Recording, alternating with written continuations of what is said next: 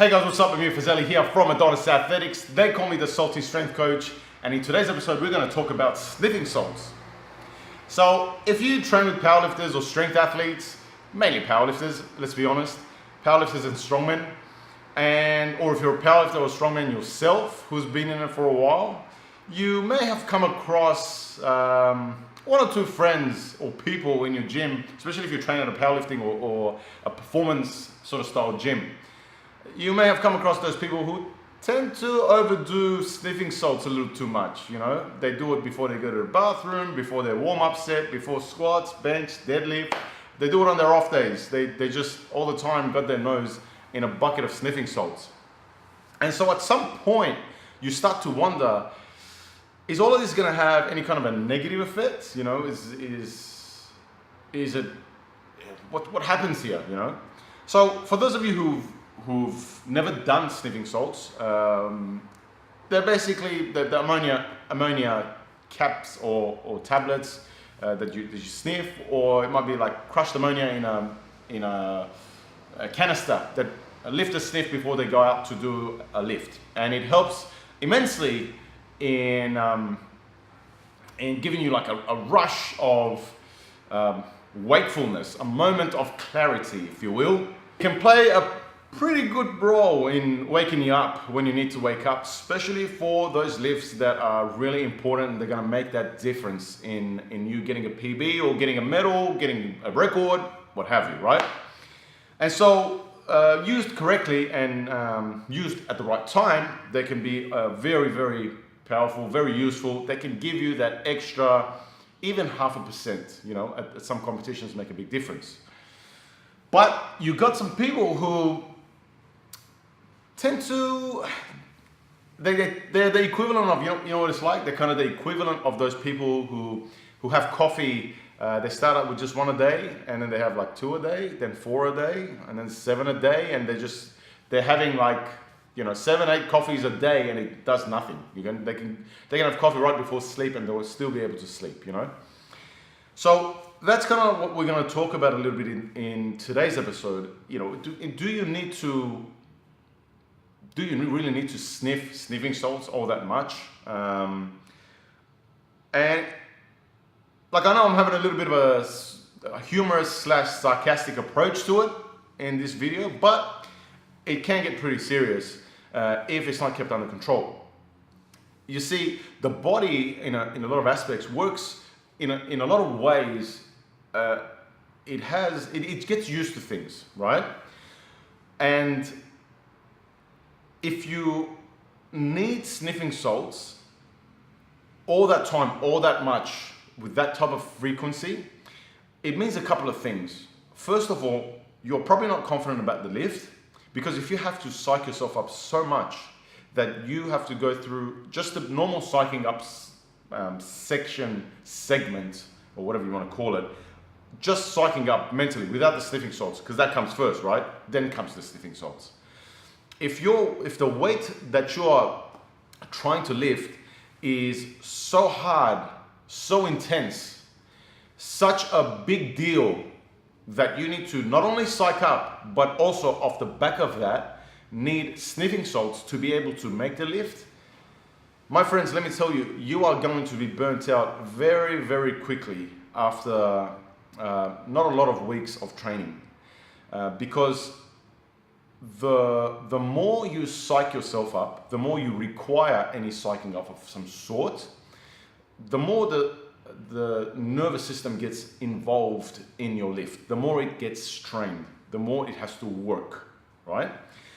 And the more it gets stressed, the more recovery it needs off the other end. And the central nervous system takes the longest to recover of many of the other systems that you stress during training. So you got the muscular system, for example, you got the soft tissue, you got systems that are just in charge of reprogramming muscular patterning, so things like technique work. And all of these things take different lengths of time to recover and bounce back. And what you want to do is, training is all about stressing those things that need to get stressed, those systems that need to get stressed, but timing it so that when you come back to train again, when you come back to have an overloading training session again, those are either ready or almost ready to go again, right? They are almost completely recovered to go again. When you stress yourself and strain yourself so much where you need to have a psych up and sniff salts every set of every day that you train, that you are moving some sort of meaningful weight, then you are surely going to run yourself into the ground. Guarantee you without any questions. No doubts in my mind. This becomes even more exacerbated when you are a stronger lifter, when you are a more experienced lifter and you're doing it therefore with heavier weights. If the weight you are picking you simply cannot do whilst being just in a, not calm, but in a focused state with moderate music and not having to psych yourself up so much and use sniffing salts so much, then you are probably picking the wrong weight. You probably need to decrease the weight. You probably need to keep your ego in check a little bit more, and you need to think things through a little bit more in regards to longevity, in regards to how things are going to pan out for you in regards to training, 3 months time from now, 6 months time from now, 12 months and beyond. Those are the type of things you need to be really focusing on and really thinking about really hard the next time you decide that it's cool to hit the sniffing salts. Some people do it just to show off in the gym because it looks cool, there are people watching. And yeah, look, it might look very good, no problem. People might look at you and think you're hardcore or whatever. But at the end of the day, if you're training and if you're training to get somewhere, then it's just going to work against you. This is just as simple as I can put it. And this goes hand in hand with a lot of other things as well. So conversely to this, people ask, is music, quote unquote, cheating? I wouldn't put it so much so as cheating, but if you need to blast music all the time for all your sets, you are going to feel very fried very fast. And you probably do feel like that right now. Do you ever feel like when you do that, when you do psych up, when you do sniff salts, and you do go through your set and you finish your set, after the set is done and you sit down, do you feel this rush of just tiredness come through you? If so, that is exactly what you are not supposed to be doing session after session, especially set after set. A feeling like that should maybe come to some extent on some days at some times on your last set, maybe also your second last set or so, right?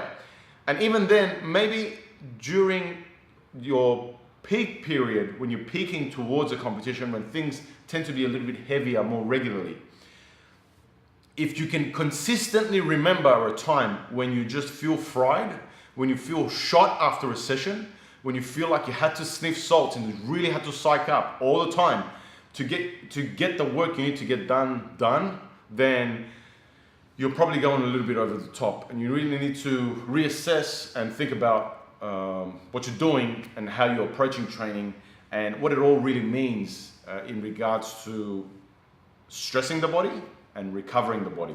There are two things that are very, very important, and they interact with each other very closely. When one is pushed out too much, the other one also gets pushed out a lot. So you need to make sure that you play a very fine balancing act. Anyway, I hope that helps you guys out in regards to planning out your sessions. Let me know if any questions. Stay tuned, more coming.